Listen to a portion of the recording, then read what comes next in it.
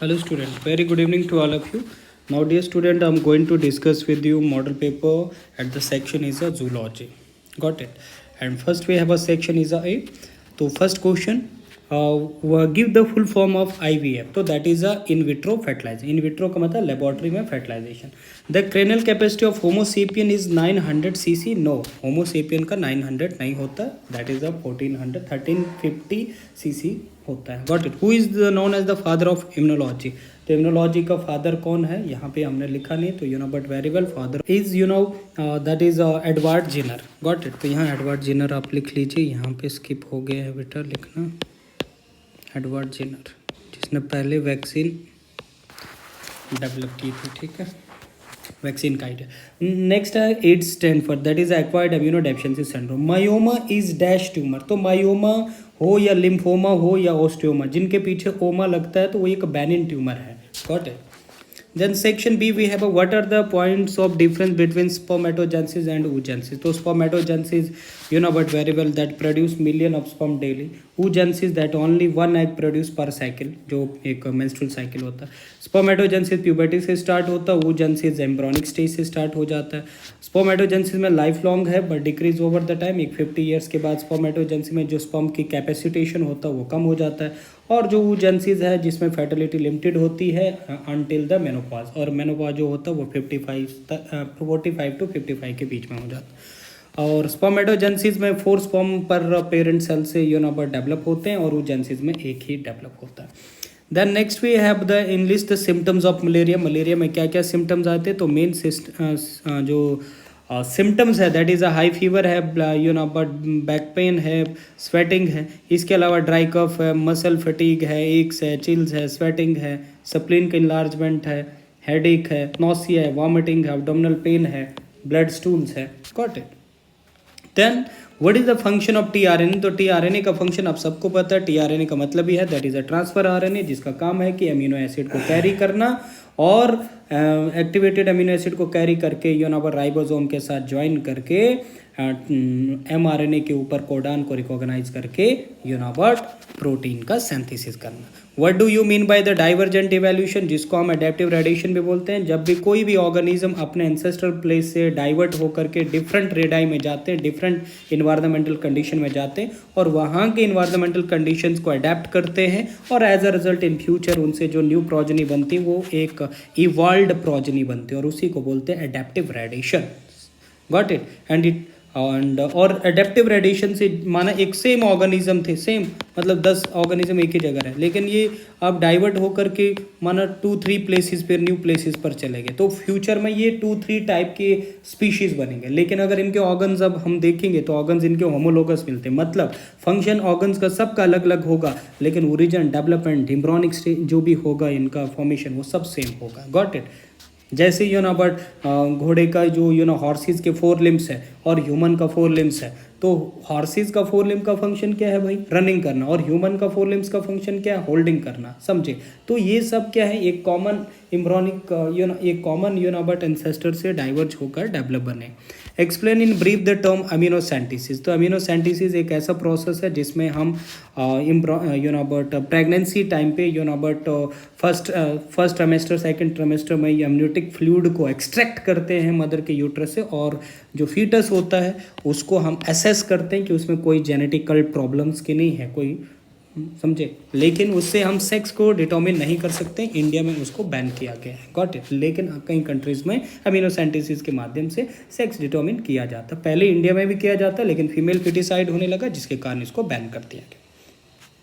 Section C है we have a well-labeled diagram in a sectional view of the 75 tubules of human testis. तो इस सामने diagram है जो एनसीईआरटी के डायग्राम. इसी प्रकार से ये डायग्राम आपने वहाँ ड्रॉ करनी है, जिसमें स्पर्मेटोगोनिया से मेटोसिस से बनता है प्राइमरी स्पर्मेटोसाइट, देन मियोसिस से बनता है सेकेंडरी स्पर्मेटोसाइट, और मियोसिस 2 से स्पर्मेटेड का डिफरेंशिएशन से बनता है spermatozoa. Then describe briefly about the gel electrophoresis. तो जेल इलेक्ट्रोफोरेसिस एक ऐसा प्रोसेस है जिसमें फ्रैगमेंट ऑफ डीएनए, जो फ्रैगमेंट्स होते हैं डीएनए के, कुछ बड़े होते हैं कुछ छोटे होते हैं, जो रिस्ट्रिक्शन एंडोन्यूक्लियस द्वारा कट किए जाते हैं, लेकिन उसमें ये पता नहीं होता कौन बड़ा है कौन छोटा है. इसलिए जेल इलेक्ट्रोफोरेसिस एक ऐसा टेक्निक है जो बड़े फ्रेगमेंट को छोटे फ्रेगमेंट ऑफ डीएनए से अलग करता है। और इसके स्टेप्स क्या है, पहले डीएनए को एक्सट्रैक्ट किया जाएगा, उसमें isolation, amplification of DNA, then DNA को हम जेल वेल्स में ऐड करते हैं, then electric current applied to the gel, then DNA band are separated by the size, DNA bands are get stained. Then what is cancer, explain the preventive measure of cancer. तो cancer का मतलब ही है जब uncontrolled division of cells होता है, uncontrolled excessive mitotic division of cell is called cancer. Got it. जब कोई भी सेल बट अब नॉर्मल तरीके से, अनकंट्रोल्ड तरीके से उसकी एक्सेसिव मेटोटिक डिवीजन होती है तो उसी सेल को हम कैंसरस सेल बोलते हैं। और इसका क्या क्या प्रिवेंटिव मेजर है, टोबैको यूज़ नहीं करना है, हेल्दी फूड खाना है, समझे, और केमिकल फूड नहीं खाना है, कैंड फूड नहीं खाना है। Got it. और अपने आप को ज़्यादा बट हीट से भी बट प्रोटेक्ट करके रखना है। Got it. Protect yourself from the sun, समझे, तो ज़्यादा ये नहीं कि बट अपने आप को ढक के रखना है। Get immunized and get regular medical care. Got it. And what is the STDs, add a note on syphilis. तो एसटीडीज एक सेक्सुअल ट्रांसमिटेड डिजीज है जिसको हम वेनरल डिजीज भी बोलते हैं या इसको हम रिप्रोडक्टिव ट्रैक्ट इन्फेक्शन भी बोलते हैं, जो अक्सर बट एक इन्फेक्टिव पर्सन के साथ मेटिंग के माध्यम से होता है। और कौन कौन सी डिजीज़ होती है, नंबर ऑफ डिजीज़ होते हैं, स्पाइलस है, गोनेरिया है, एड्स है, ट्राइकोमोनासिस है, या बट आपको पूछा है कि स्पाइलस कौन सी डिजीज। तो स्पाइलस एक एसटीडीज है जिसको एक बैक्टीरिया कॉज करता है जिसका नाम है Treponema pallidum. These pathogen usually enter the body through the tissue that line the rectum, vagina or nose. If not treated quickly, it could get worse over time and may it cause other medical issues.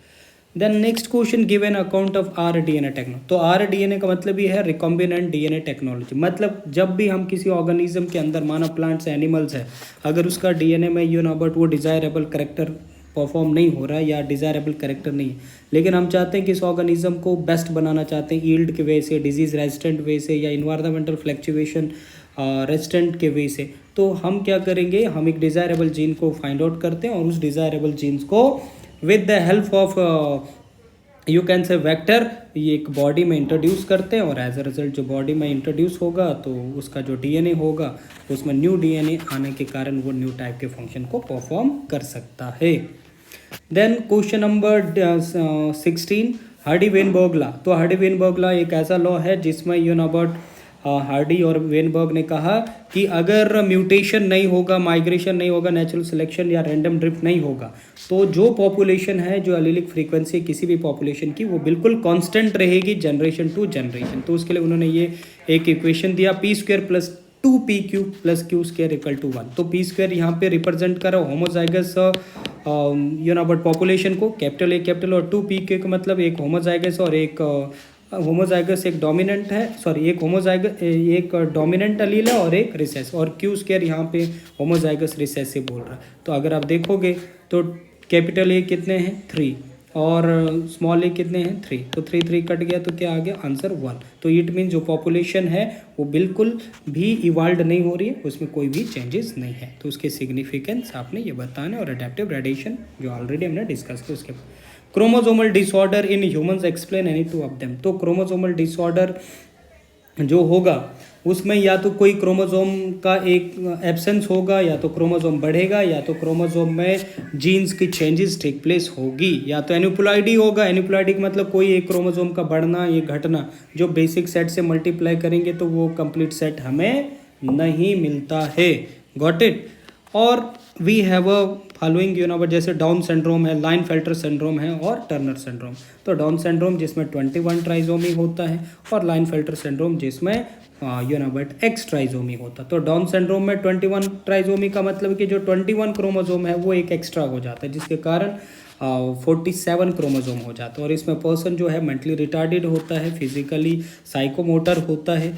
Got it. उसकी height कम होती है और मैंगोलियन face जैसा होता है, इसलिए इसको मैंगोलियन disease भी कहते हैं। और लाइनफेल्टर में मेल में ये डिजीज़ होता है जिसमें एक एक्स्ट्रा एक्स आ जाता है, XXY कंडीशन हो जाता है। जो मेल होता है उसमें मेल रिप्रोडक्टिव पार्ट भी होता है, लेकिन उसमें फीमेल लैक का ब्रेस्ट भी डेवलप हो जाता है, जिसके कारण जो मेल है ना तो प्रॉपर मेल लैक उसमें डेवलपमेंट है, ना तो फीमेल लैक, वो एक इंटरसेक्स बन जाता है जैसे थर्ड जेंडर। तो इसलिए उसमें क्रोमोसोमल एबनॉर्मलिटीज़ के कारण ये डेवलपमेंट होती है। Got it. तो that all about it. Thank you.